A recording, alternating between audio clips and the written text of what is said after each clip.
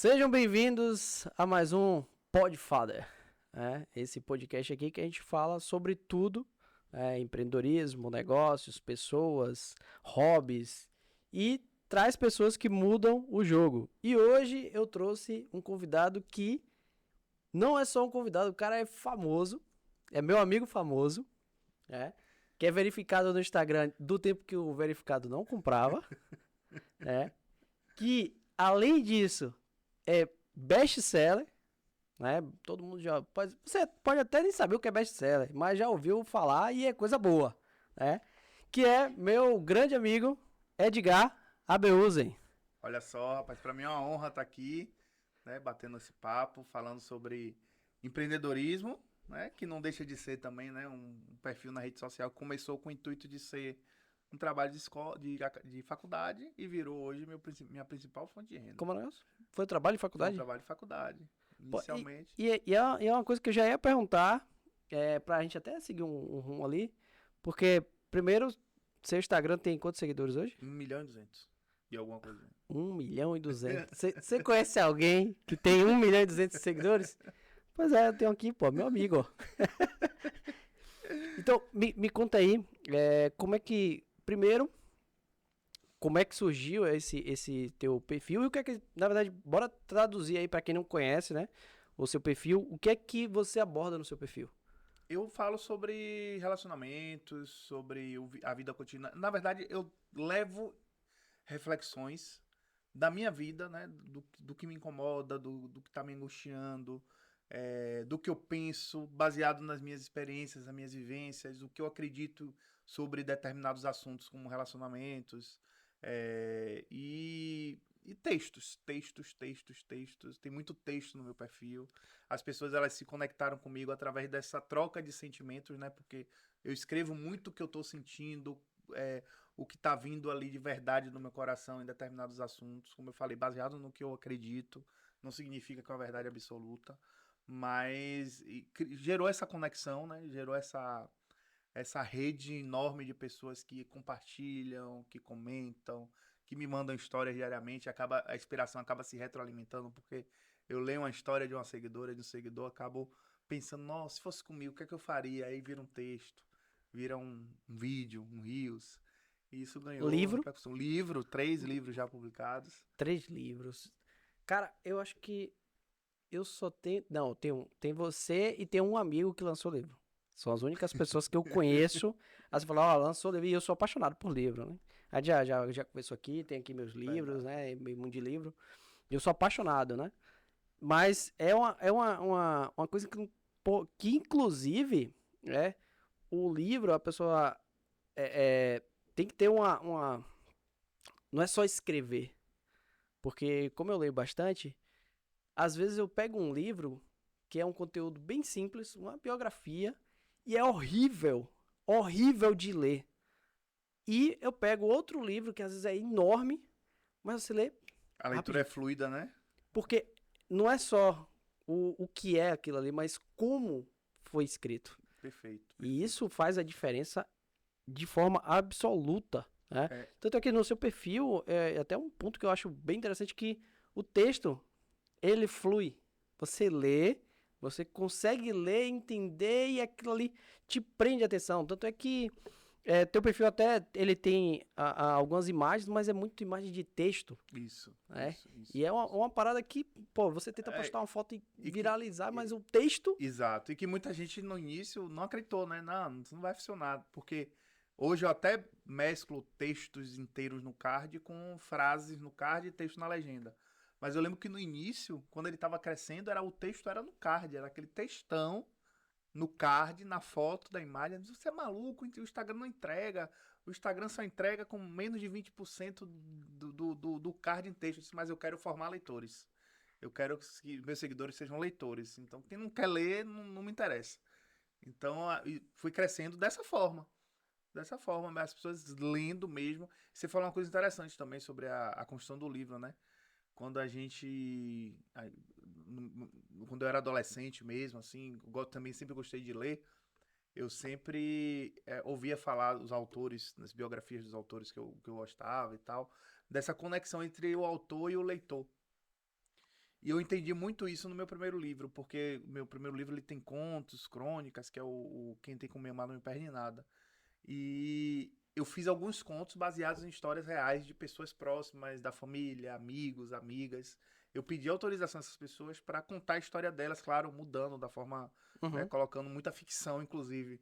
Mas pegando o. Por exemplo, tem uma história de uma grande amiga que ela estudava no interior, fazia faculdade no interior, tinha um noivo em Salvador, que era do interior, mas que morava em Salvador, sozinho. Uhum. E aí ela chega de viagem, vai pra casa desse noivo e interfona esses prédios que não tem portaria, né? Sim. Ela interfona pro andar e aí chega uma senhora com a mochila nas costas e interfona pro mesmo apartamento. Aí ela olha pra senhora e fala assim: Você vai pro apartamento de fulano? Ela vou. Ah, você namora 6 anos com esse cabra, eu nunca vi essa mulher. Quem é você? Ela, não, sou a sogra dele, ele namora minha filha há 6 meses. Eu vim, inclusive, trazer umas roupas pra ele que eu levei pra lavar e tô trazendo de volta pra ele, pra devolver. E aí ela descobre naquele momento que o namorado já mantinha um relacionamento há 6 meses. E eu conto essa história no primeiro livro. E eu conto essa história com a parte que eu não soube, que foi o depois, né? Como foi a conversa dos dois depois na escada do apartamento. Os dois sentados na escada do apartamento. E eu pensei em algumas palavras específicas enquanto eu estava escrevendo e relendo e corrigindo essa parte do livro. E foi muito interessante isso, porque essa minha amiga, quando teve o lançamento, que leu o texto, ela usou a mesma palavra que não estava escrita, mas que eu pensei. Sim. Ela usou assim a frase muito parecida com aquilo que eu lendo o texto eu concluía, tive alguma conclusão ali, não lembro, não me recordo direito o que foi, mas foi muito parecido. Então acho que essa conexão quando você escreve algo, quando você coloca a sua verdade ali, quando você se dedica ao que você está fazendo, eu acho que as coisas fluem e o texto flui dessa forma, né? Sim. E tem um. é, São baseados em fatos reais. É igual filme, né? É igual a filme. Que tem aquela modificação ali até pra Isso, se tornar isso, isso. atrativo, né? Isso, Né? Tem isso. E que aquela. a gente bota o drama, né? Quem gosta de contar É. história gosta de fazer o dramazinho ali, o suspense, aumentar um pouquinho pra É, ficar mais. é igual a jornada do herói. Todo mundo tem sua jornada do herói Exatamente, e vai exatamente. contar sua história que a Perfeito, pessoa vai olhar e falar assim, nossa, sabe? Mas todo mundo vai criar sua história perfeito, ali, né? perfeito, Vai criar sua narrativa. perfeito. E, e tem Eu quero que você traga um pouquinho mais ainda sobre esse teu perfil, porque uma coisa. É porque é meio estranho, né? Você ter uma rede social onde começou com foto, né? E aí hoje é vídeo, o foco é vídeo, Isso. né? E você tá criando muitos vídeos, inclusive vídeos aqui com a É, gente. aqui. E, e viralizar e continuar tendo um alcance, um engajamento alto com uma coisa que é totalmente contrária ao que é A para proposta, a né? proposta, como funciona hoje. Isso, pô, é porque o teu conteúdo ele é muito bom. Porque ele tá desafiando ali o funcionamento da Do plataforma. algoritmo e de tudo. E é um desafio grande, é um desafio Exato. grande. E interessante é que quando eu comecei o perfil, eu falei no início, né? Era um trabalho acadêmico, justamente para entender isso. A gente tinha na Europa, nos Estados Unidos, perfis, na verdade, autores aparecendo em listas de mais vendidos em jornais locais da Europa, alguns dos Estados Unidos. Mas esses autores não tinham editora, eram autores independentes e autores estavam fazendo um trabalho desse na rede social, de escrever na rede social. E aí essa professora, Aline Lins, que era professora de fotojornalismo lá da UFRB, que é professora, inclusive, ainda, tanto de jornalismo como agora de publicidade e propaganda, ela me propôs a gente fazer esse estudo para entender como esse movimento estava no Brasil. Né? Como é que essa plataforma, Instagram, que na época era muito mais foto, eu lembro que no início era foto de comida, né? Aquela coisa. Instagram só tem foto de comida. É a rede social É. da culinária, né? Quem é antigo no Instagram sabe que o início foi assim, era prato de comida, E restaurante, tinha né? que botar o filtro. Tinha que botar o Aquele filtro, aquele filtrozinho. sépia que deixava a pipoca amarela.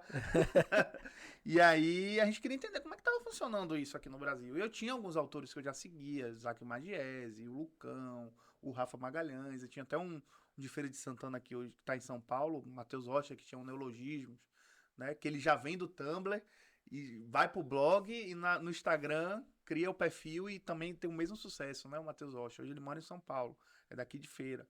E aí eu tinha essa galera, levei pra ela essa lista. Ela fez, não, você escreve tão bem, porque você não cria um. E mesmo com 50 seguidores, a gente, quem conhece trabalho acadêmico, serve para ter uma base de pesquisa. Você vai estudar ali, você vai entender como é que funciona.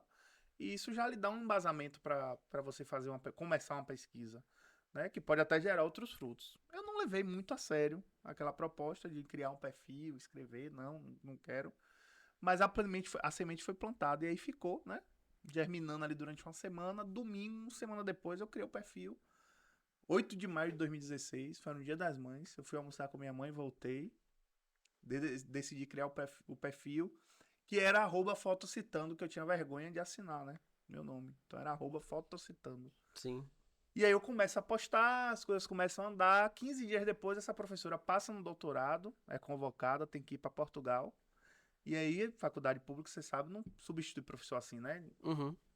Tem que fazer concurso, ou sei lá, seleção, enfim.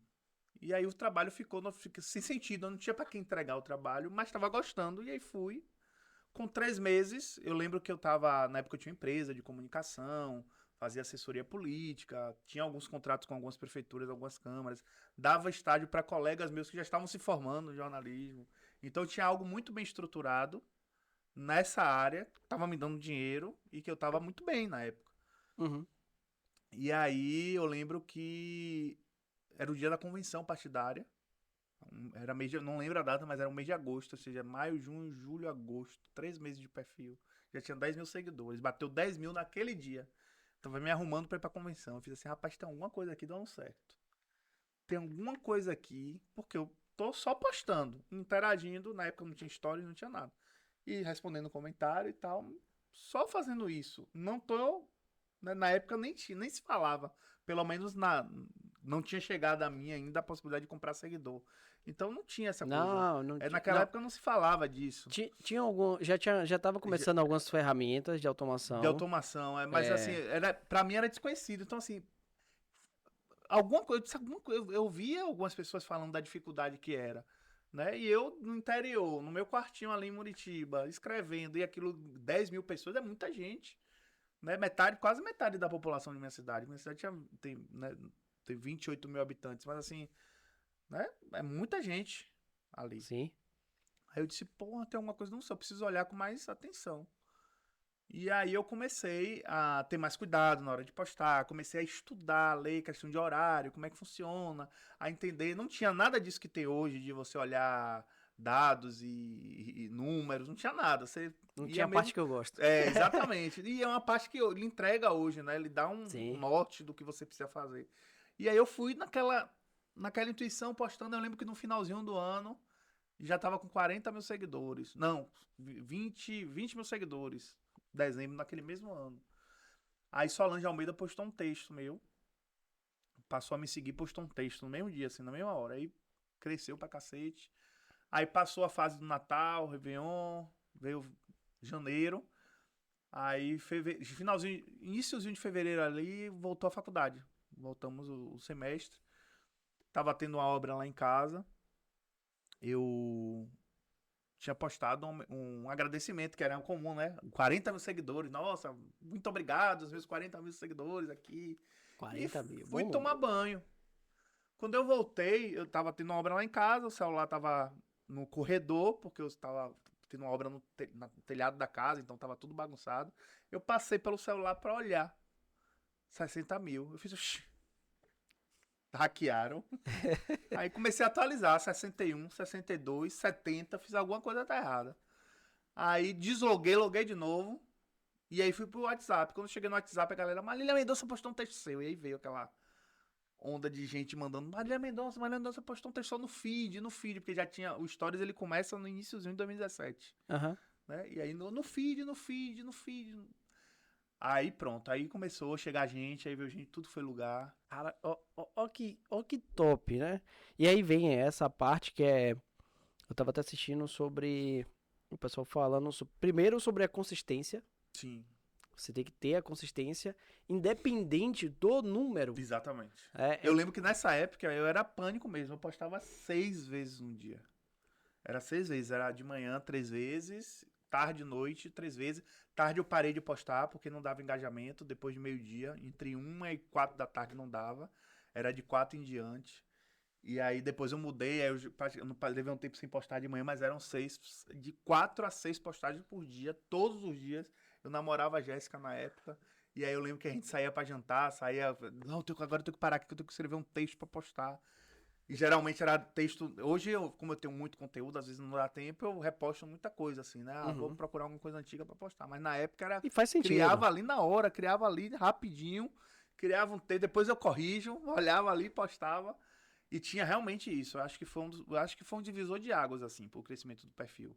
É, Foi essa constância. e isso encaixa até hoje. Então você tem que ter constância.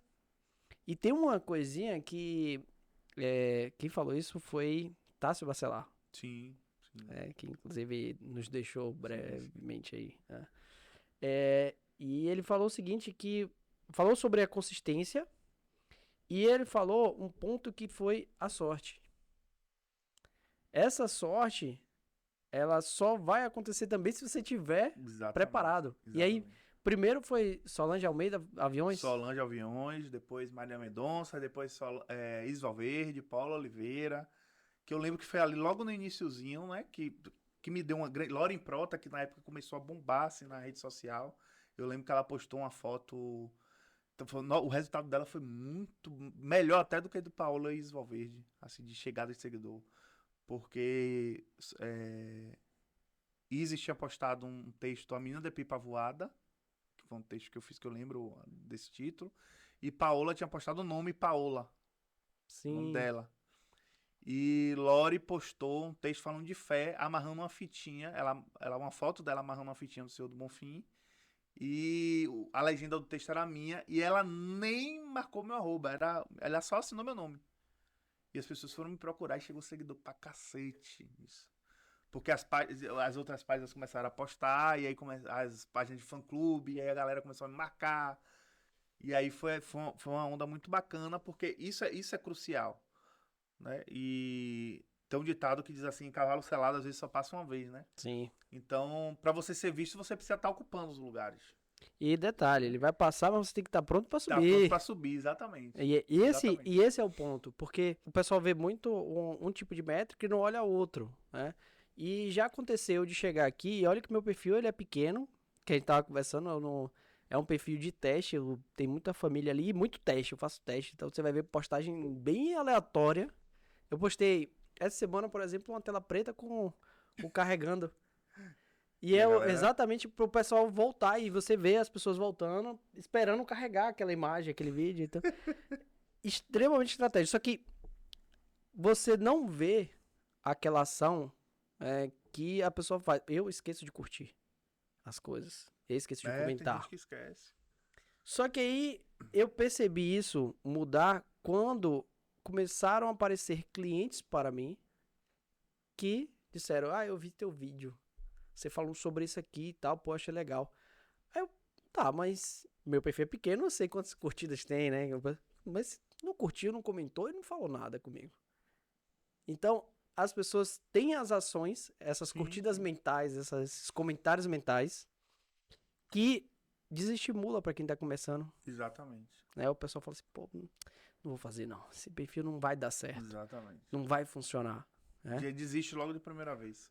Então, é um ponto extremamente importante você ter acreditar naquilo, né?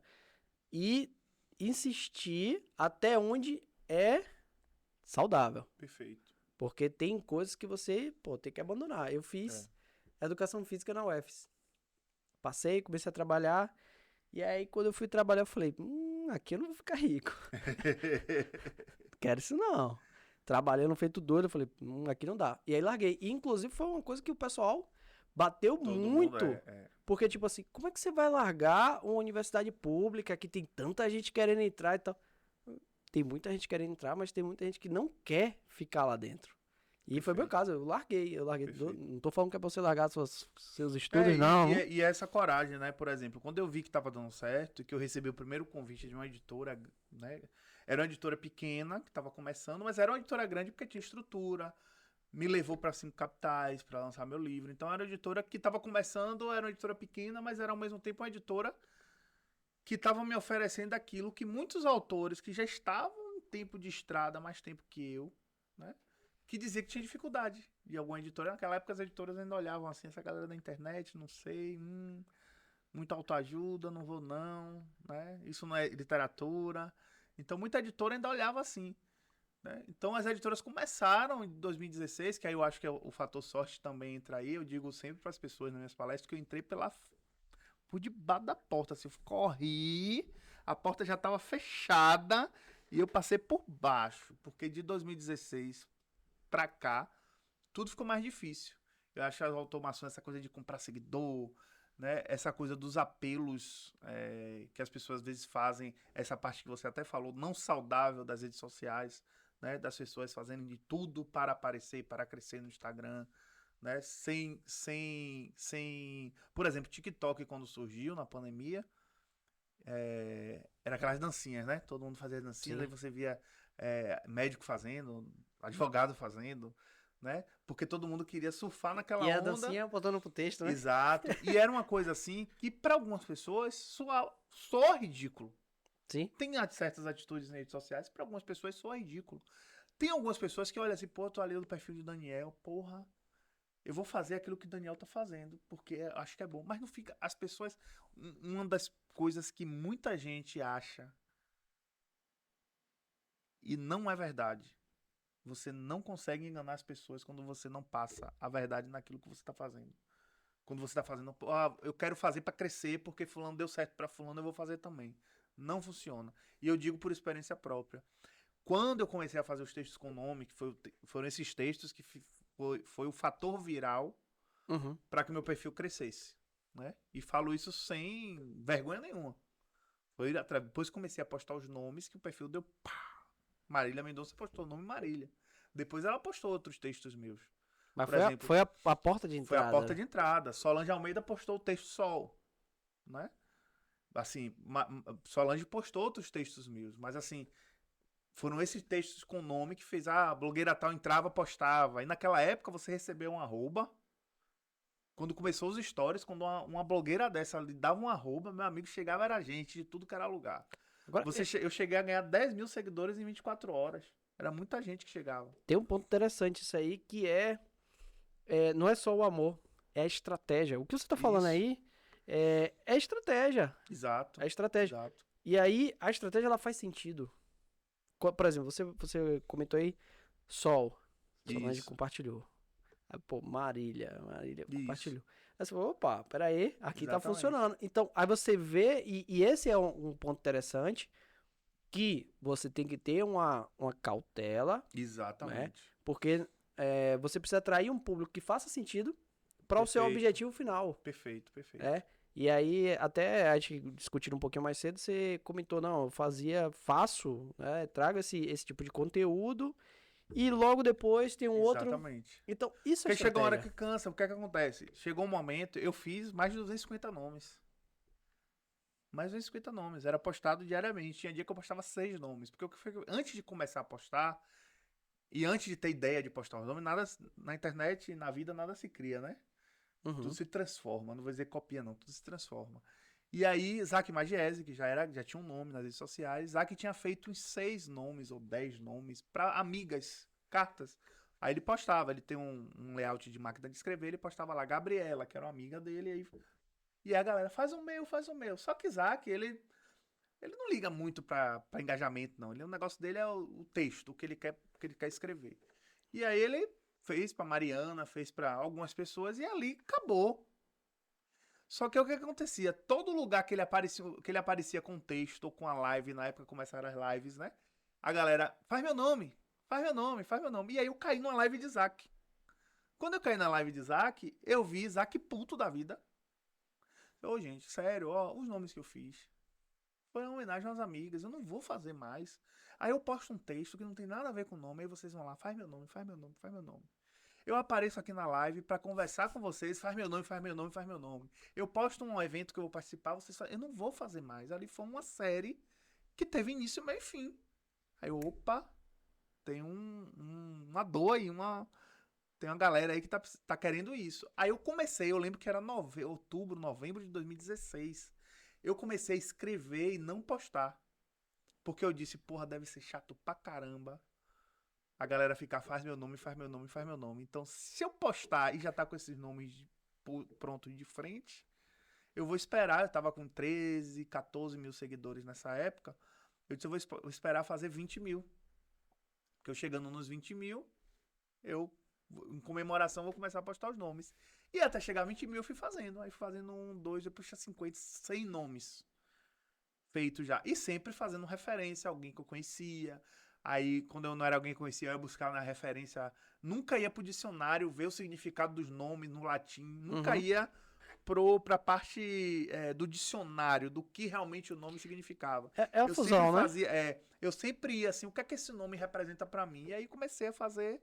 E nada de coisa negativa. Eu queria ali, o que eu queria com essa série era que as pessoas se enxergassem. Porque você olhar, às vezes até você mesmo se sobrecarrega no olhar crítico com você mesmo, né? Às vezes você é o seu maior crítico. Então eu queria que as pessoas lessem a mensagem e dizer, pô, eu sou legal, velho, né? Eu queria passar essa mensagem para as pessoas. E aí eu lembro que chegou a virada de ano, eu não tinha ainda 20 mil, eu tava com 17 mil. Eu disse, poxa, velho, eu não vou conseguir fazer isso agora. E aí foi quando Solange postou. Eu tinha feito um texto sol, mas não tinha nada a ver com o nome Solange. Era um texto pro sol. Porque essa época de verão, o que é que eu faço? Essa época de verão eu sempre boto textos mais solares, né? Textos mais reflexivos, finais de ano. Tem essa estratégia que todos os escritores da internet fazem. Qual foi a minha visão sobre esse ano? Aí quando Na chega mais música perto também de faz dezembro, isso. na música No carnaval e principalmente, chega né? finalzinho do ano, aí a galera mais para o ano terminar, começa a postar textos que o que é que eu espero do ano que tá chegando. Esses textos compartilham, a galera compartilha pra cacete, viraliza pra caralho. E aí eu fui postar um texto sobre o sol, e aí sol, entendeu? Como não tinha. Aí aquilo me incentivou a começar a postar. Sim. Só que aí, como eu tinha esses nomes todos de frente, então a constância pra mim ficou mais fácil. Porque o que acontecia? Eu postava a Mariana, dizia, qual é o próximo nome? Então entrava a galera marcando Mariana, entrava a galera pedindo nome, meu nome, entrava a galera me respondendo qual era o próximo nome. Aí meu engajamento foi lá pra cima, velho. Eu lembro que com 40 mil seguidores, eu cheguei a ter, sei lá, 10 mil comentários numa publicação dessa. Eu te dei uma olhada, tava olhando mais cedo, que aí você até me perguntou, falou, não, esse conteúdo aí, eu falei, ó, que foi um de nome, Isso. e no último ano teve 2 milhões. 2 milhões. Eu nem tinha visto isso ainda. 2 milhões, Tá gente que só. E eu fiz, eu fui fazendo ao longo dos anos, porque esses 250 foi 250 e pouquinho, que foi dessa primeira leva de nomes. Eles.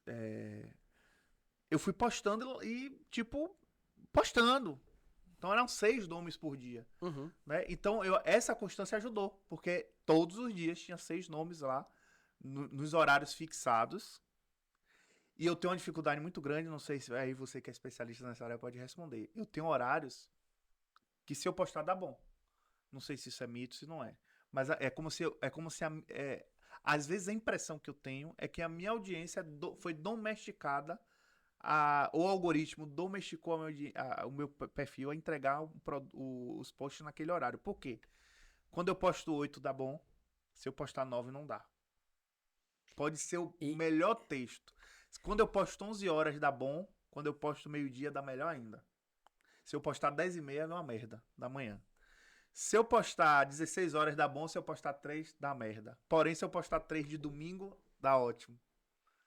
E tem uma resposta aí, até pra simplificar isso aí, a televisão. Se eu botasse Globo Rural pra passar 9 horas da manhã, 10 horas da manhã, ele não vai funcionar. Porque o público de Globo Rural está de manhã cedo. Então, essa questão, ela já acontece. Perfeito. Já acontece. Então, você vai ver filme. Eu vou pegar um filme, um lançamento e vou colocar no horário da sessão da tarde. Não vai funcionar. Porque o público maior vai estar o quê? De noite, no Perfeito. sábado. Então, isso faz sentido. E esse conteúdo... Época de Big Brother, de noite, o engajamento é horrível. Eu falo. Exato. Big Brother, dia de jogo, dia de quarta. Engajamento é uma merda. Você quer ver uma coisa que eu aprendi muito, assim, na prática? Novela, quando a novela é muito boa. Novela das 8, que novela é muito boa, dá merda. Outra coisa, eu comecei a perceber que texto funcionava em determinados horários. Por quê? Por exemplo, o texto de meio-dia tem que ser um texto menos denso, mais motivacional e de leitura mais rápida, ou seja, mais curto, porque as pessoas trabalham e saem para almoçar. Então elas estão passando o feed, então elas precisam consumir aquele conteúdo mais rápido. Porém, se eu quiser falar de algo mais denso, mais complexo, o texto de relacionamento vai para 8, 9 da noite, porque as pessoas já estão em casa. E esses textos geralmente engajam a noite e passam a noite inteira engajando. Né? Porque a pessoa chega em casa, 7, 8 é a hora que descansa, janta, vai pra cama. E aí 9, 10, 11 da noite o texto de 8, de 9 tá engajando ainda. Sim. O Instagram continua entregando pra galera. E tem uma coisa interessante que você trouxe, que até trazendo para negócio, porque a gente olha o perfil, Edgar tá ali fazendo textos e tudo, Sim. parece que não é uma empresa, Exatamente. mas é uma empresa. E eu tinha dificuldade de reconhecer isso. É uma empresa, ela tem uma estrutura, você tem uma estratégia. Isso. Até uma coisa que você falou aí que eu uso muito de negócios. E muita gente que tá nesse mundo há muito tempo começa a usar também e usa bastante, que é ver a demanda. Quando você olha, porque você... livro, né? Você falou assim, eu peguei ali aquele texto, escrevi baseado numa história. Mas, cara, vou te dizer que eu li agora, terminei a Fundação, que é de Isaac Asimov, sei lá, não sei como é que fala. E ele é um livro que foi usado como base pra Duna, Star Wars, toda essa parte de... E você vê claramente no livro, você fala assim, oxe, peraí, mas... Aí você olha... Vai casando, né? E aí, que aí vem essa questão também, que é uma coisa que eu bato muito. Você não precisa criar roda. Exatamente. Olha ali o que já tá acontecendo, vê aquela demanda, Perfeito. vê o que já tem necessidade, que as pessoas já buscam para você oferecer. Então, não cria o produto para oferecer pro público. Perfeito. Olha o público, o que é que ele precisa para criar o produto. Perfeito. E aí, você vê que essas estratégias de empresa, de negócios, elas se encaixam em tudo. E virou realmente, porque o que foi que começou a acontecer? Chegou um momento que eu fiz as transformações, claro, era o texto do significado do nome. Aí bateu, cansou. Eu cansei de escrever. Aí eu disse, não, eu vou fazer as orações para os nomes. Aí começaram as orações. Depois a carta para os nomes. Textos diferentes. Uma carta para Ana, uma carta para Mariana, uma carta para Juliana, uma carta para Gabriela. E aí veio a ideia de mandar carta realmente. Chega essa época, final do ano, eu sempre fazia isso. Deixe seu endereço que eu vou escolher alguns seguidores para mandar carta mesmo, escrita, para chegar no endereço de vocês. Era mais de 2 mil endereços que chegavam. E aí veio a primeira janela de oportunidade de negócio. Foi quando eu recebi uma mensagem de uma seguidora dizendo assim, aniversário de 60 anos de minha mãe. E são 9 irmãos. A gente vai fazer uma festa, era no interior de Goiás, ou de Goiânia, é interior de Goiás. A gente vai fazer uma festa num clube, assim. A gente quer na entrada botar um texto com o nome de minha mãe, um texto tem que ser escrito por você. Porque minhas irmãs são sua fã e tal. Quanto é que você cobra? Aí eu li na hora, até acho que eu mandei pra Jéssica na hora, eu não vou fazer isso, porque tem aquela coisa, não, texto que eu não vou vender, isso, não. Aí depois eu pensei assim, mas vamos vender livro? E livro tem o quê dentro? Sim. Texto. A única diferença é que a pessoa vai estar E eu nem, na época, ainda na minha ignorância, eu nem ainda conhecia a profissão de copyright, ghostwriter, não conhecia. Vim conhecer no processo. Sim. Esses termos que eu não conhecia. E aí a mulher insistiu de novo. Mandou outra mensagem. Eu disse, não, eu faço. Aí cobrei um valor, lembro que foi um valor bobo. Aí na época. Aí comecei. Aí eu disse, funcionou, vendeu. Aí eu disse, eu vou botar nos stories pra ver se vende. Eu vou dizer aqui, na vergonha, R$75 na época, né? Eu botei assim, ó. Tá, Daniel, eu virava à noite em Itabuna na casa dela, porque chegou tanto texto. Tanto pedido de gente. Não era, Jéssica? Eu virava à noite produzindo. Virava à noite produzindo texto. Chegava eu tenho uma pasta lá do primeiro ano, acho que foi 2018. Eu já tava rodando com o primeiro livro, quando isso aconteceu. E aí eram pedidos assim, era carta pra. Teve um cara mesmo que era cliente fiel, porque de mês em mês ele aparecia com a namorada nova, ou ele precisava pedir desculpa por uma merda que ele fez, ou ele precisava conquistar a nova Já namorada. era recorrência. É, já era recorrência, ele já vinha assim, irmão, você pode. Aí eu disse, que merda foi que você fez agora? Mas é foda isso, porque foi uma coisa que eu tive aquele processo de relutar, assim, de não encarar aquilo como um negócio. Eu disse, pô, qual é a visão que eu tenho? Pô, meu produto tá sendo bom ao ponto das pessoas quererem pagar algo exclusivo para elas. Aí começou a vir demanda de empresa grande. Ah, eu tenho uma imobiliária aqui em Santa Catarina e uma construtora e eu sou a dona da construtora e eu vou fazer um discurso na entrega do empreendimento que teve alguns atrasos, teve algumas intercorrências, né, no processo, e eu tenho que fazer um discurso bem afetivo, bem emotivo. Aí veio, porra, eu tô vendendo pra empresa, velho. Aí eu subi o ticket, não foi R$ 75. Aí eu disse, pô, eu preciso empresa de textos afetivos. E, Produção de conteúdo afetivo. E aí veio essa coisa da produção de conteúdo afetivo, que eu faço, votos de casamento, né? Ajudo, na verdade, eu chamo de consultoria para o noivo ou para a noiva no processo de construção do voto, porque eu não escrevo o voto e entrego para o noivo ou para a noiva. Eu faço o quê? Eu faço uma conversa, um bate-papo por vídeo, entendo a história, né? Escrevo alguns pontos, direciono, vou dando a direção para aquele voto ser construído.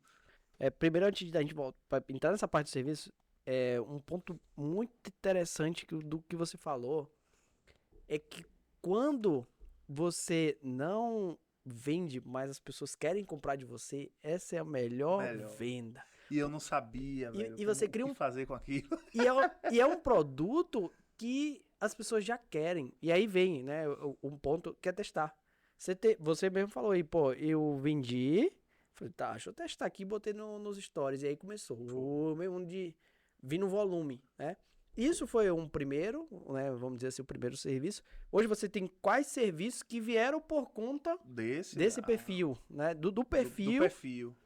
Então, hoje eu vendo textos exclusivos, né? As pessoas, elas me procuram para escrever e aí tem todo o cuidado, eu mando, né? A minha equipe recebe o pedido e aí as pessoas respondem um questionário, né?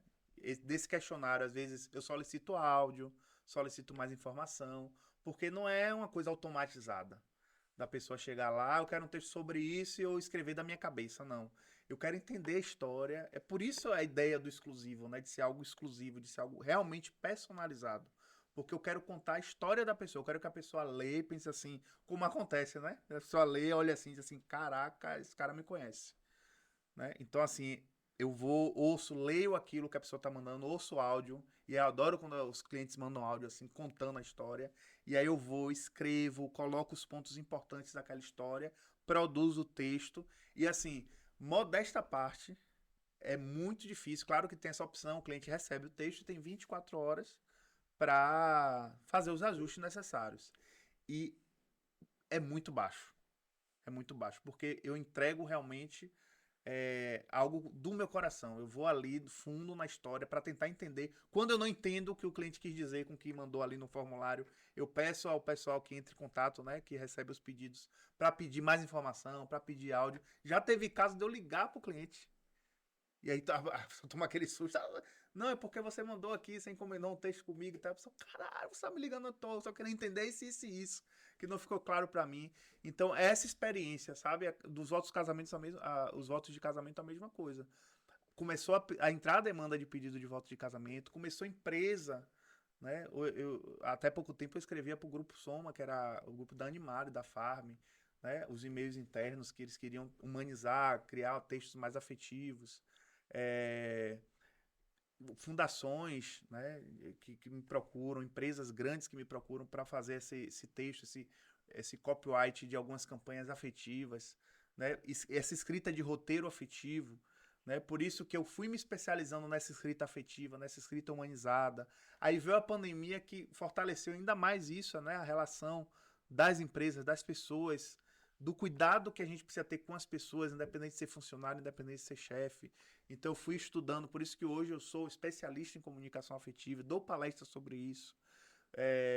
Viajo o Brasil inteiro falando sobre comunicação afetiva, sobre o poder do afeto, como o afeto transformou a minha vida, como o afeto tornou tudo possível, porque além desse processo de construção de marca, de perfil, que foi acontecendo durante essa minha jornada, teve também muita entrega, assim, de coração mesmo, de corpo, alma e coração. A gente abdica de muita coisa para estar presente nessa constância em rede social, Uhum. né? Abdica de muita coisa.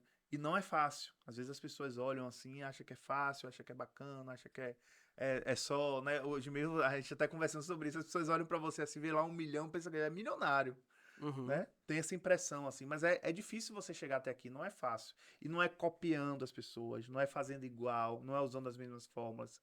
Se inspirar é uma coisa, né? Quando Sim. você olha, se inspira e diz assim, poxa, aquilo é legal. Quando eu assisti aquela live de Isaac, eu me inspirei numa coisa que ele fez para produzir um conteúdo único que só eu me achava capaz de fazer ali.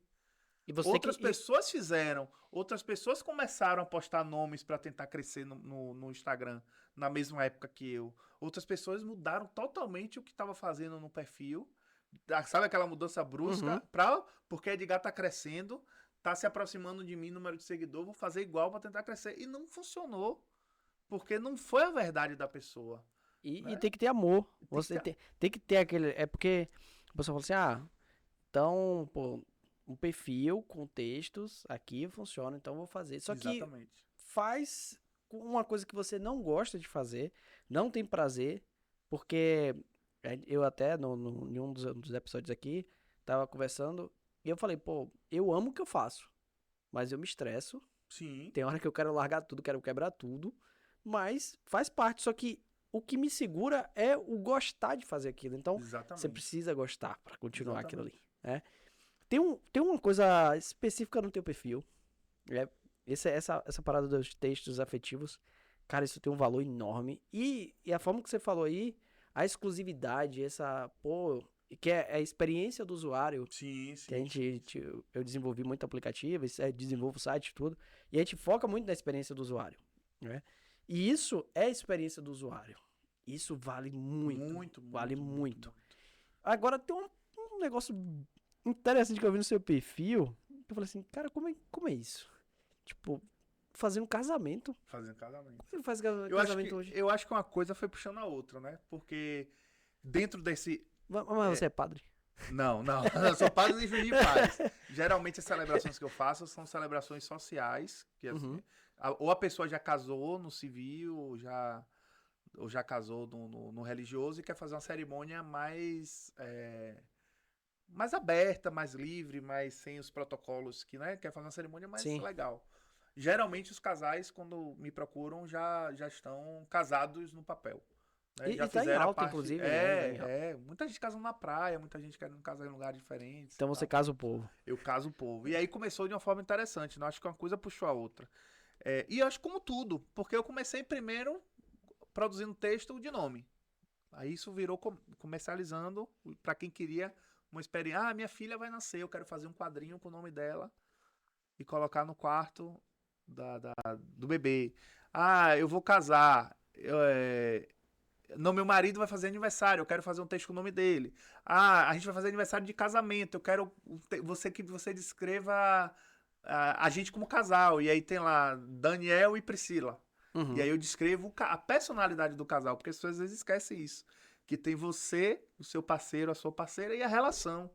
E aí eu defino essa relação, como essa relação, ouço um, ouço outro, ou ouço o que a pessoa que está encomendando, que às vezes quer fazer surpresa, quer daquela experiência, né? Uhum. Quer mostrar como é o casal, como é que aquele casal, né? E eu gosto muito, tem um formulário, mas eu gosto muito de dizer no formulário, mande áudio, escreva aqui no formulário, que é uma forma de organizar a coisa, né? Sim. Mas se puder, mande áudio, porque eu gosto de ouvir a voz, eu gosto de perceber como a pessoa fala, né? De Uhum. quem ela quer homenagear.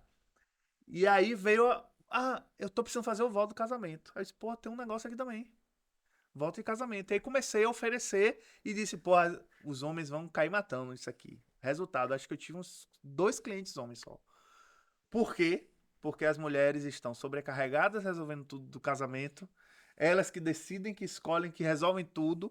E quando chega perto do casamento, elas caem a ficha de que o noivo geralmente já fez o voto. E ela ainda não fez porque ela estava preocupada com todo o resto. Sim. E aí eu dou esse suporte de sentar. E aí a gente faz uma. Geralmente, eu já atendi noiva ela no salão. Né? No spa lá, um dia antes do casamento, ela pediu socorro, porque geralmente eu peço 15 a 20 dias de antecedência. E aí a gente fez uma chamada de vídeo, ela se arrumando para poder, né, já relaxando pro dia seguinte, né, que é o chamado dia da noiva, né?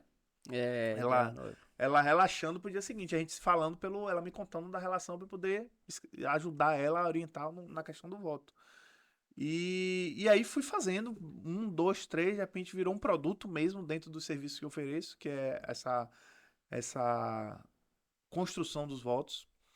E até que a doula, minha esposa, ficou grávida e teve auxílio de uma doula, e a doula disse, não, eu vou casar, mas eu quero que você faça o casamento. Eu disse, não, que isso?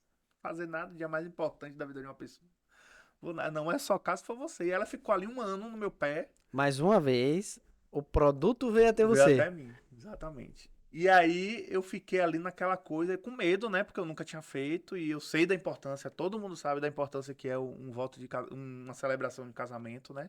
As pessoas depositam às vezes um valor imenso financeiramente também, né? Para poder que aquele dia seja perfeito. Imagine, se eu errar, fodeu, entendeu? Então assim, tive muito medo. E é normal. Todo mundo sente medo. E aí ela me convenceu. Aí eu fui e postei, velho. Postei lá celebrando o casamento. A mesma estratégia que você usou para o texto afetivo. E aí veio uma caralhada de gente perguntando se eu tinha data pra tal dia, pra esse dia. E aí o que é que acontece, como é que faz, quanto custa, como... E eu perdido, porque eu não sabia como funcionava o que precisava pra celebrar. Eu não sabia. Porque eu fui convidado por uma amiga pra celebrar o casamento dela. Uhum. E aí eu fui entender. E aí, no casamento dela, eu ainda querendo entender, não ia perguntar nem a ela, nem o marido o que é que tinham achado, porque eles estavam assim ainda em êxtase com a festa e tudo. Aí eu cheguei pra assessora do casamento, cheguei e fiz assim: me diz uma coisa, o que é que você achou da celebração? Fantástica. Muito boa. No dia mesmo, no dia mesmo lá, no dia do casamento. Ela fantástica. Diferente. E eu acho que as pessoas aqui precisam dessa coisa mais personalizada, sabe?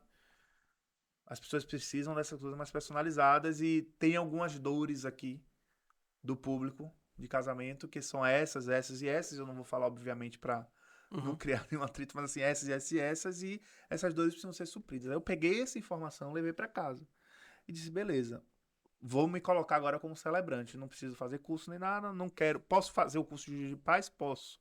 Mas eu não quero ficar limitado.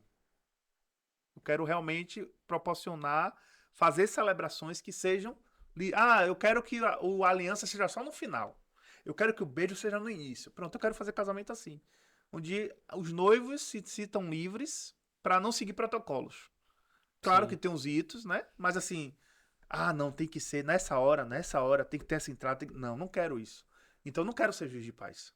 Não quero fazer o curso. Eu quero celebrar para pessoas que confiam em mim como escritor e confiam em mim para contar a história delas. Porque mais do que tudo, eu preciso contar a história desse casal. E não vou fazer casamento todo final de semana, nem todos os dias do final de semana.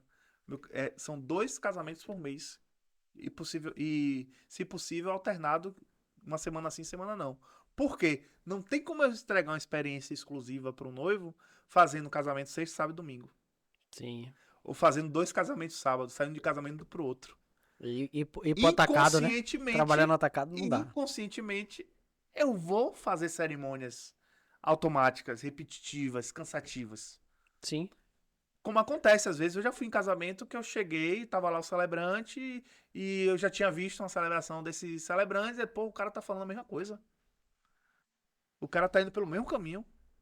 Não é uma coisa criada para. Para aquela. Então, assim, não nada contra, eu acho que é natural para quem trabalha com demanda de muito casamento. Não tem como a pessoa escrever num final de semana 6 histórias, E, 6 celebrações. e Uma, né? Não tem como. isso é uma coisa que a gente tem um livro. que é a estratégia do Oceano Azul. E esse mercado ele pode estar extremamente no Mar Vermelho, todo mundo fazendo ali. Quando você faz isso, você vai pro Oceano Azul porque não tem pessoas fazendo dessa forma. E é difícil uma pessoa fazer a mesma coisa que você porque é uma coisa exclusiva. É Então exclusiva e assim. não é simples. E assim, é muito bacana a experiência, porque o que eu digo para os meus noivos é que eu quero ficar amigo deles. Eu quero ficar amigo da relação deles antes do casamento e amigo deles depois do casamento, depois da celebração. E foi muito bacana, recentemente eu tava no shopping, aí passou um dos noivos, que eu fiz o casamento no ano passado, com um bebezinho no carrinho, Pô, isso é legal. né? E aí falei, eu tenho vergonha de me emocionar assim na frente das pessoas, né? Tenho que resolver isso com o psicólogo. Mas eu Eu tenho uma boa. tenho uma boa. Tenho uma boa ali, falei. Mas tá. assim, aquilo me emocionou muito, porque eu vi, pô, que bacana, velho, né? E, assim, a esposa tinha casado grávida e tal. Mas assim, deu ter essa relação, de eu ter o grupo com os noivos e perguntar. Eles teve um agora recentemente que a gente comprou nossa casa, que eu lembro que na conversa com eles tinham falado que estavam de olho nessa casa, resolvendo coisas de documentação. A gente tá morando, vem aqui, né? E aí eles vão lá em casa. E aí recentemente teve um casal que chamou a gente pra comer um caranguejo na casa deles. A gente foi, aí já fui eu, Jéssica, os meus filhos, entendeu? Então assim, eu quero criar essa relação e não tem como eu fazer isso casando seis casais no final de semana. Não tem Experiência como. própria. Eu encontrei recente o padre que fez a cerimônia de casamento da gente. Sim. Não, fez a cerimônia não, fez a entrevista com a gente, né? Que tem esse negócio na igreja católica Sim. e tal, da entrevista. E aí quando a gente tava na casa de um amigo do meu cunhado, e ele chegou. Aí eu olhei e fiz, você foi o padre que entrevistou a gente, mas ele não me conhecia. Né? E aí, você trazendo essa informação, pô, muda o jogo. Muda o jogo, muda o jogo. E, além disso, pô, tu tem 1 milhão de seguidores. Inclusive, eu acho que eu vou casar de novo. Casar de novo. Não, tem gente que bota assim, eu vou renovar, Renovar, os votos, né? Renovar. Eu vou renovar os votos com você. 11 Aí, ó. anos de casamento. Não, Eu vou dá renovar. pra renovar já. Já vou renovar. Zerar de novo. E é muito engraçado isso, porque assim, eu já recusei casal.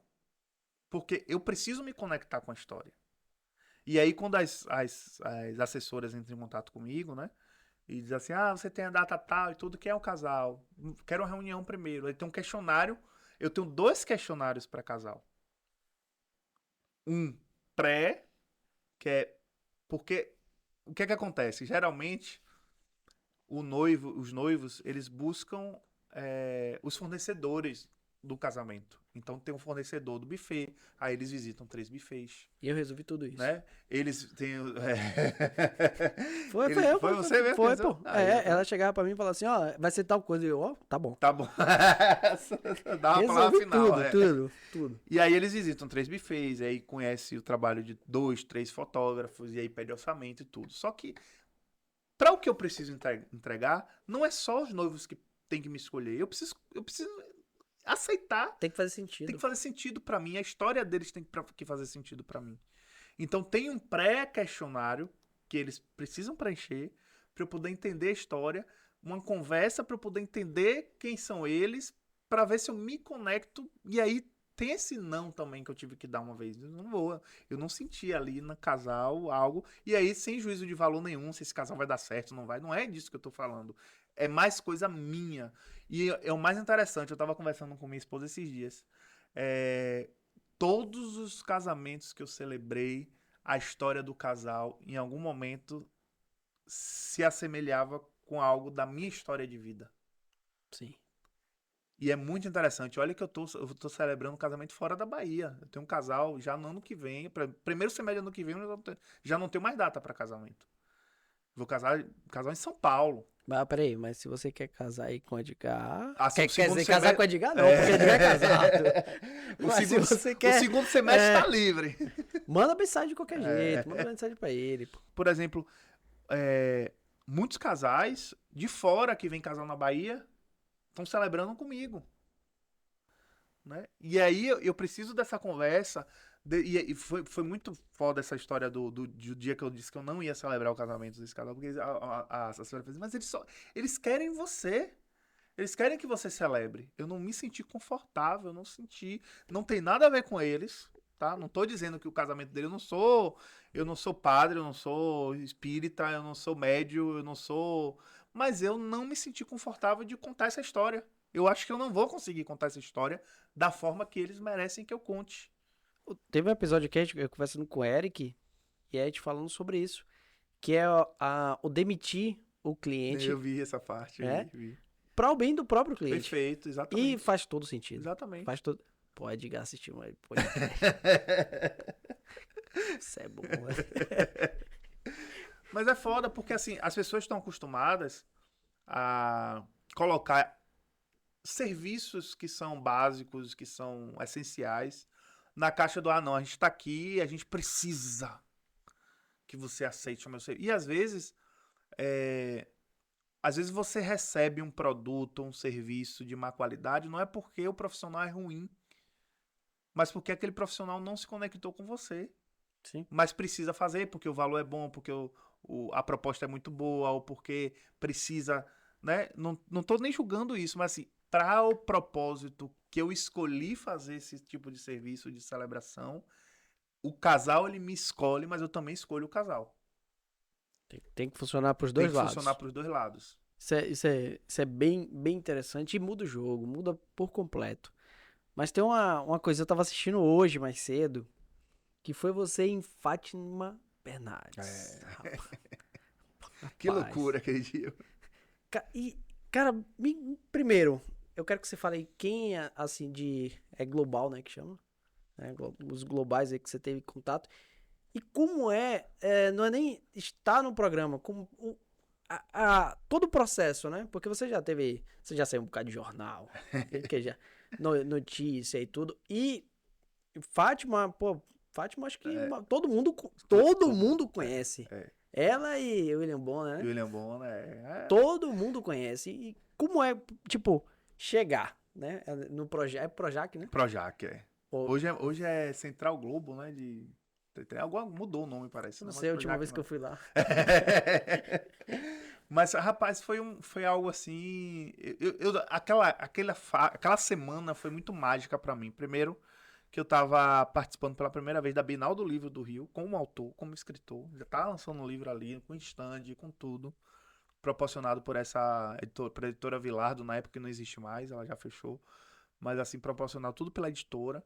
Eu já tava em negociação com a Planeta, então já tava, assim, o nervo, né? Os nervos à flor da pele, assim, com tudo que tava acontecendo. E aí, Fátima tava fazendo todo final do programa, toda sexta-feira. Na sexta-feira daquela semana, ela ia fazer uma chamada da Bienal, que era Braulio Bessa, que tava lá, que inclusive participa do meu terceiro livro, que estava lá na Bienal fazia uma matéria na Bienal e era apresentada na sexta e depois vinha algum caso pro programa que estava acontecendo na Bienal. E aí eu tinha um amigo que trabalhava com Fátima, trabalha até hoje no encontro, né? E aí eu lembro que quando eu cheguei no Rio, eu não sabia da relação dele do programa Encontro, mas ele tinha estudado no FRB, era de Cruz das Almas, aqui, Lucas. E aí eu lembro que quando eu chego nos lugares, eu vou pro WhatsApp falar com as pessoas que eu conheço daqui da Bahia, que eu sei que moram, e ó, tô chegando e Uhum. aí vamos marcar alguma coisa. E aí mandei uma mensagem pra ele, que massa, veio pro Rio, eu fiz, vim, vou lançar o livro na Bienal, apareça lá, não sei o quê. Ele, você vai fazer o quê na Bienal? Aí eu falei, não, vou lançar um livro, né? Vou ficar lá, a editora montou o stand. Aí eu aproveitei e trouxe minha filha comigo, porque ela não gosta de ler, ela gosta de negócio de celular o tempo todo. E aí, eu não gosto de obrigar, eu brinquei, né? Com algumas pessoas que me perguntaram, eu falei, não, eu trouxe minha filha. Inclusive, pedi autorização à escola, porque era semana de aula. Então eu disse, eu preciso dar um incentivo à minha filha à leitura e uma forma que eu encontrei, pode ser que seja a Bienal. Aí pedi autorização à escola, a escola, não, a gente libera, claro. Pra Bienal do livro a gente libera. E aí ela foi comigo. E mandei e falei isso com o Lucas. Aí o Lucas ficou ali, beleza, vamos marcar alguma coisa. Aí demorou meia hora, a gente já saindo do avião, não foi? Isso foi pousando, a gente já saindo do aeroporto, ele manda uma mensagem. Rapaz, eu falei aqui no grupo do programa, acho que é uma história boa de contar no programa. E aí foi aquela loucura, assim, de, meu Deus, eu vou pra Fátima. E aí a galera aqui na Bahia descobriu, o pessoal da TV Bahia postou que eu ia estar em Fátima. Saiu um bocado de jornal. Um Saiu um monte monte. de lugar e tudo. E aí foi interessante, porque quase não acontece minha ida, porque o programa tinha sido penalizado recente com, acho que ou foi Maísa ou Larisa Manoela, que era menor de idade e apareceu no programa no horário que tinha que estar na aula. E aí o Ministério Público foi em cima, multou o programa, foi caro pra cacete. E a minha parte, que seria nesse meio, aí foi engraçado, porque a cidade inteira, Muritiba, parou. Os alunos da escola de Letícia pararam no intervalo para assistir o programa. E aí, aqui em Salvador, na Bahia, o que é que acontecia? O jornal Bahia Meio Dia roubava 15 minutos, roubava entre aspas, do programa de Fátima. Então, a Bahia não via o último bloco do programa de Fátima. E onde é que eu apareci? No último bloco. E aí eu lembro que eu não tinha noção disso, né? O celular, a gente pra entrar no estúdio tem que desligar o celular, desligar tudo, deixar no modo avião, até porque ia a galera da técnica ia botar microfone e tudo, eu não podia chegar lá e o celular tocar na hora que eu estivesse ao vivo, que o programa é ao vivo. Aí eu botei no modo avião. Rapaz, quando eu saio do programa, que eu ligo o celular, primeiro áudio é de minha mãe. Você quer me matar do coração? Você quer envergonhar a família? Todo mundo na praça esperando você em Fátima e você não passou em Fátima. Eu devia ter guardado esse áudio. Todo mundo. Eu estou com vergonha de sair na rua agora. O cara do alto-falante, quando eu passei na feira de manhã. Dona Marlene, seu filho vai estar em Fátima. Eu fiquei até agora, Edgar, esperando você em Fátima e você não passou. Que Fátima é essa? É Fátima do canal, aquele canal católico, qual é Nossa Senhora, é uma coisa, é, né? era a Nossa Senhora de Fátima. E aí eu disse, não, minha mãe passou, tinha muita gente me marcando, né? No programa, eu disse, não. Aí eu fiquei preocupado, eu olhei pra Jéssica na hora com a Letícia e não passou. A gente falou, não passou, será? E quando eu fui olhar, a galera tá me marcando aqui, porque eu sabia que isso acontecia, mas a emoção foi tão grande que eu não tinha associado na hora que tinha Eu cortado. tô vendo, sabe, que a cidade toda arrumada, todo mundo assim, não. Todo, minha mãe, lá em Muritiba tem um cara que fica no Edgar. coreto, né? No coreto anunciando as coisas. E aí minha mãe disse que passou de manhã cedo, ele, olha só, o filho de Muritiba hoje em Fátima. Minha mãe, como é que eu vou passar no coreto amanhã e olhar pra esse cara, rapaz? Aí disse, minha mãe, não se preocupe que eu passei, tá? Não se preocupe, pode sair na rua que passou. Só não passou em algumas praças, na Bahia, por exemplo, porque o Bahia Meio Dia, ele pega 15 minutos do programa de Fátima, mas eu passei.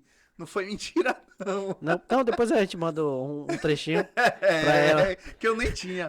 E aí foi bem corrido, porque assim, a ideia era contar essa história, né? Tipo, que eu tava ali, principalmente levando minha filha para conhecer esse mundo da Bienal, esse mundo dos livros, que é um movimento bacana que acontece no meu perfil. Quando eu saio das redes sociais e vou lançar livro, que eu vou ter esse contato direto com as pessoas, eu começo a conhecer o público que eu achava que conhecia. E aí vem um público 35 mais para os lançamentos.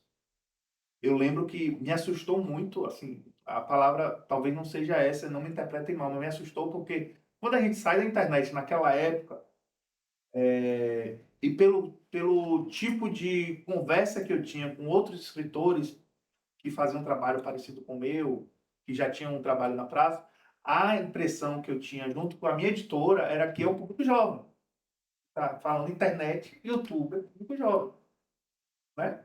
E aí eu chego no Rio e tem uma fila de mais de 40 senhoras na livraria Travessa do Rio. Olho para Jéssica, para Eduardo e digo assim, tem alguma coisa errada aqui, não é? Será que elas estão me confundindo? Eu estava na livraria Travessa de Botafogo e na livraria Travessa do Leblon estava tendo um lançamento de Fernanda Torres. Acho que é a biografia de Fernando Montenegro, alguma coisa assim. E aí eu disse, Eduarda, que era a... Será que estão me confundindo, Eduarda? Você não parece Fernanda Torres, né? Então tá ali seu banner, tá você aí. E aí eu comecei a entender o meu público. O meu público era mais... E o mais interessante, São Paulo foi outra surpresa. Tinha gente que saía e dizia assim, eu nunca entrei na livraria. Gente com 35 anos, é a primeira vez. Em Salvador, quando eu fiz o lançamento, eu vi assim, a mãe com a filha, tinha acabado de separar, e a filha com 3 livros na mão, infantis, e assim, é a primeira vez que eu entro na livraria. Então, olha o movimento. A mãe foi na livraria para comprar um livro meu, que até aquele momento as editoras ainda olhavam assim, torto, para quem fazia esse trabalho na internet, e a filha saiu com 3 livros infantis na mão para ler em casa. Legal. Entendeu? Então é um movimento que as editoras entenderam inclusive que a gente poderia dar dinheiro às editoras, né? Porque de 2017 para cá, as editoras grandes, a maioria delas abraçaram os autores que estavam fazendo um trabalho bacana na rede social. E para fazer justamente o que, é que as editoras queriam, a gente não quer inventar a roda. A gente quer o que você já faz na rede social. Porque eu lembro que a primeira coisa que eu fiz quando eu fui lançar livro, eu disse, não, eu quero romance, eu quero escrever. Não, a gente quer o que está dando certo. A gente quer aquilo que você está fazendo. Não invente romance agora, não. Depois você lança o romance. E esse é um ponto, eu estava assistindo, estava falando sobre o mundo da música, né? Essa parte de artista, no geral. E falando sobre as músicas que tem compositores e músicos, né, banda, que queria tocar uma coisa ali específica, mas o produtor falou, não, porque eu preciso de algo comercial.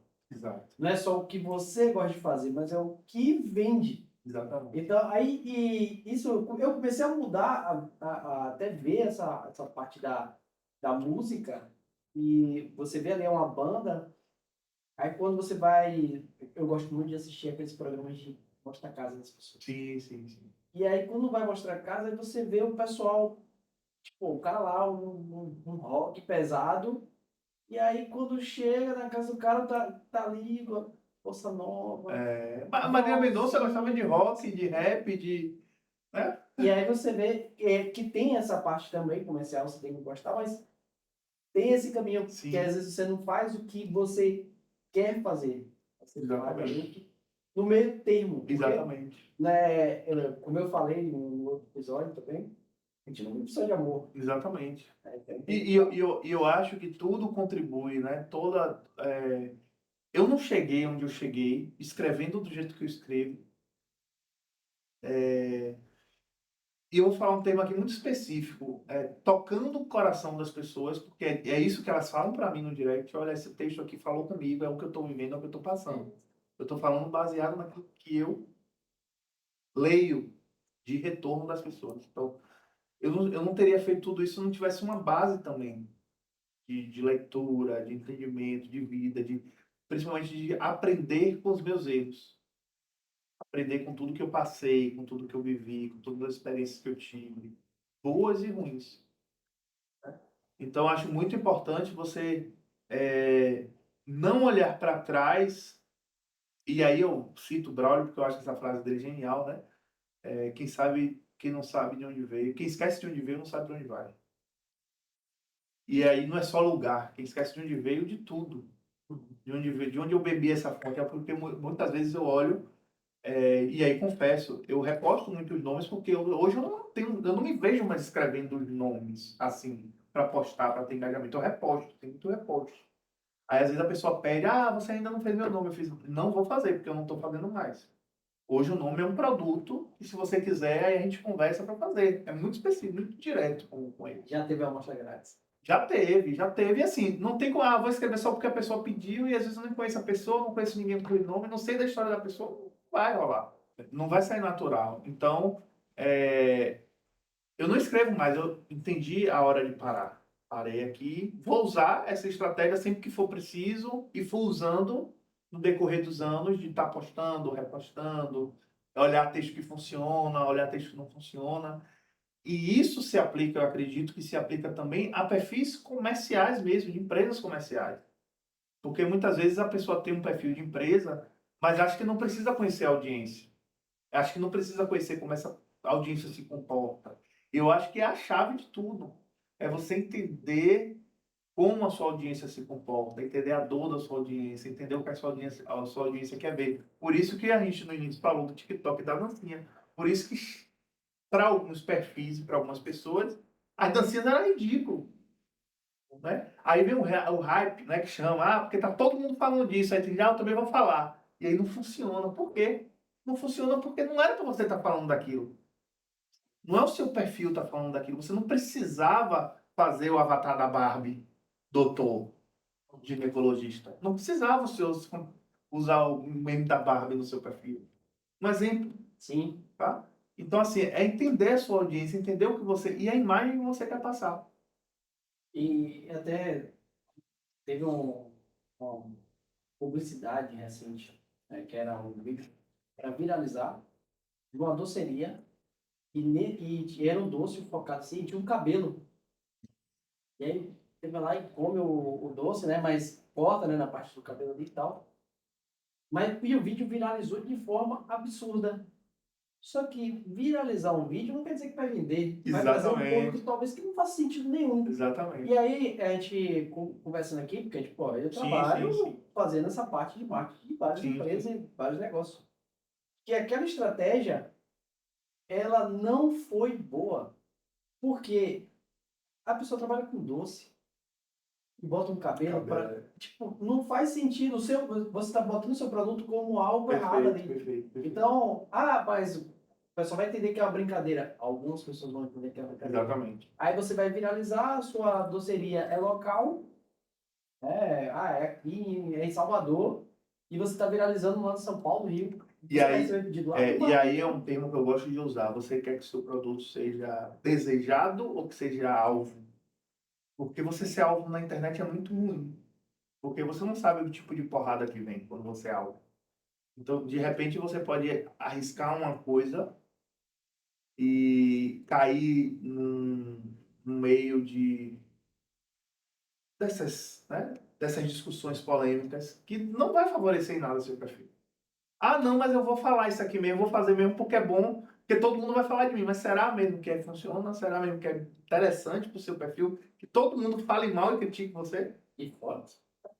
A mente muito boa. É muito ruim. É muito ruim boa, ser alvo. Tá muito bom mesmo. É muito ruim ser alvo. Agora, um ponto interessante dessa conversa da gente é entender que esse perfil que não parece ser um negócio, ele e é muito estruturado, né? Além de ter negócio, tem serviço, e eu acho que o pessoal, assim como eu aqui, a gente tá trabalhando em todo alguns processos aí que em breve vem aí à tona, mas o pessoal perceber que dentro de alguns, por exemplo, um perfil, existe um negócio absurdo de serviço, de várias coisas envolvidas. Isso é muito interessante, porque para mim foi, enriquecedor. Porque eu vi diferente. Mesmo já trabalhando com você e fazendo algumas coisas que eu vi diferente. Isso, vou do jogo mesmo. Agora, me fala aí para o pessoal aí, teu arroba. Arroba Edgar de Apeusen. ABBHUSEN. Editor, coloca aí. Teu nome é diferente. É diferente. Alemão. É os alemão que veio fugindo da guerra. Achou uma baiana lá em Muritiba e aí Então, esse foi o nosso bate-papo. Espero que você tenha gostado. Se você gostou, deixa o like, comenta, compartilha. Segue, Edgar, segue o podcast, me segue quem você quiser. Segue a gente. Segue. Não paga, nem paga. Curte, comenta, porque é bom para engajar. Então, faça isso tudo aí, certo? E, muito obrigado. Bom, irmão, obrigado aí. Sucesso. Gostei muito desse papo. Foi legal. Então é isso aí, meus jovens. Grande abraço e até o próximo episódio. Valeu.